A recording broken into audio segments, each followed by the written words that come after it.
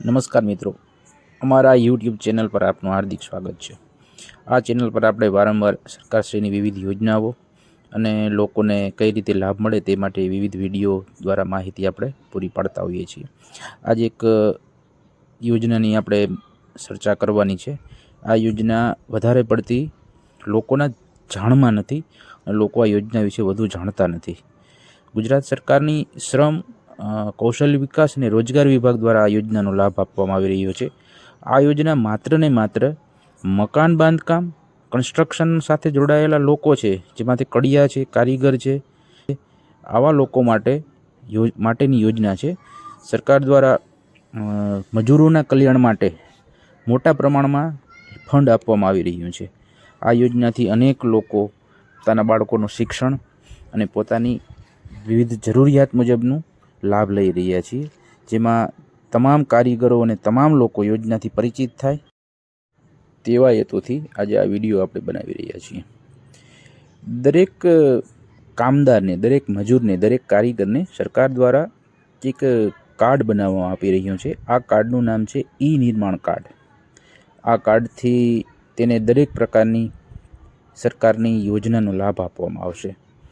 આજના વિડીયોમાં આપણે મુદ્દાવાઇઝ ચર્ચા કરશું। તેમાં આ કાર્ડ કઈ રીતે કઢાવવું, ક્યાંથી કઢાવવું અને લાભ લેવો હોય તો કઈ રીતે અરજી કરવી, આ બાબતે આપણે ચર્ચા કરીશું। સૌપ્રથમ આપણે ચર્ચા કરીએ તો આ કાર્ડ કઈ રીતે કઢાવવું।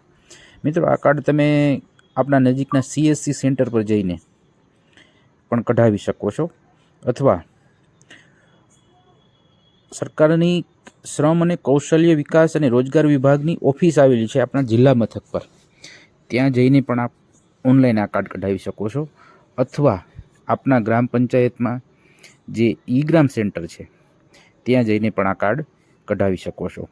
આપ જે પણ ફિલ્ડ સાથે, આપણે જે પણ કામ સાથે જોડાયેલા છો એ કામનું આપને આધાર પુરાવો આપવાનો રહેશે, જેથી આપણને આ કાર્ડ મળી જશે।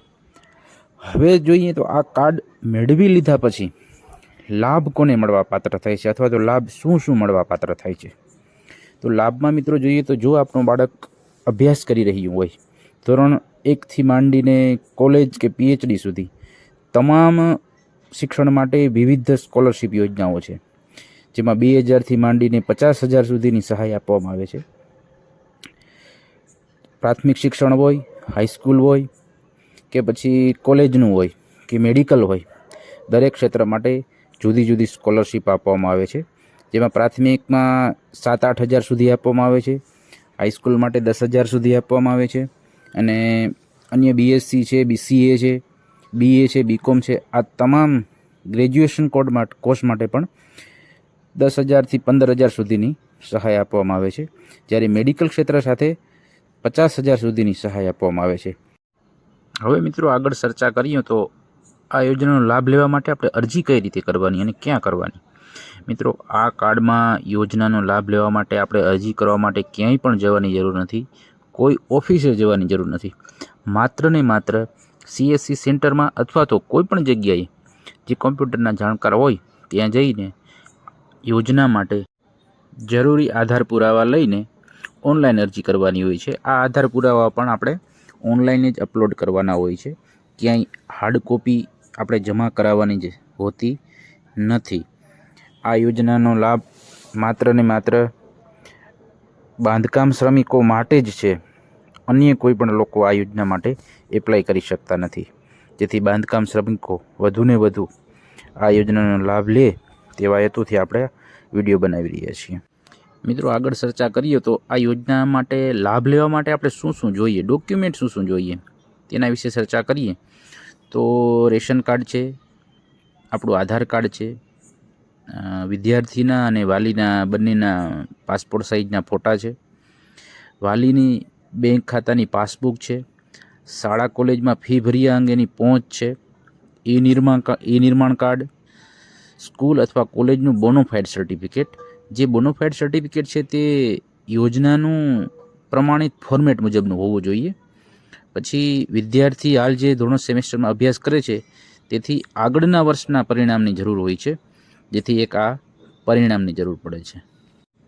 જો આપ કમ્પ્યુટરના જાણકાર હોય અને પોતાના મોબાઈલ દ્વારા પણ અરજી કરવી હોય તો sanman.gujarat.gov.in પર જઈને આપ ઓનલાઈન અરજી કરી શકો છો. ઓનલાઈન અરજી કરવા માટેની પ્રક્રિયા પણ આપણે આ જ વિડીયોમાં મૂકશું, જેથી આપણે ઓનલાઈન અરજી કઈ રીતે કરવી તે પણ જાણી શકો. મિત્રો, આ યોજના વિશે આપને કોઈ પણ પ્રશ્ન હોય તો કમેન્ટ કરજો, જેથી આપની કમેન્ટના બને તેટલા જવાબો આપવાનો પ્રયત્ન કરીશું. આ ઉપરાંત આ જે sanman.gujarat.gov.in જે વેબસાઇટ છે તે આપ ગૂગલ સર્ચ જોશો એટલે લોગિન કર્યા વગર પણ આપ ડોક્યુમેન્ટ અને સોગંદનામું છે આ તમામ માહિતી મેળવી શકશો. આ ઉપરાંત આ અરજીમાં આપણે આપવાના થતા બોનોફાઇડના નમૂના અને નોટરી સોગંદનામા જો જરૂર જણાય તો મને કમેન્ટ કરજો, જે પણ આપને પૂરા પાડવામાં આવશે. આ યોજના વિશે વધુ માહિતી તેમજ અન્ય યોજના વિશે વધુ માહિતી મેળવવા માટે આ ચેનલ જોતા રહેજો. તેમજ આ યોજનાની ઓનલાઈન અરજી કઈ રીતે કરવી તે પણ આ ચેનલ પર મૂકવામાં આવશે. આભાર.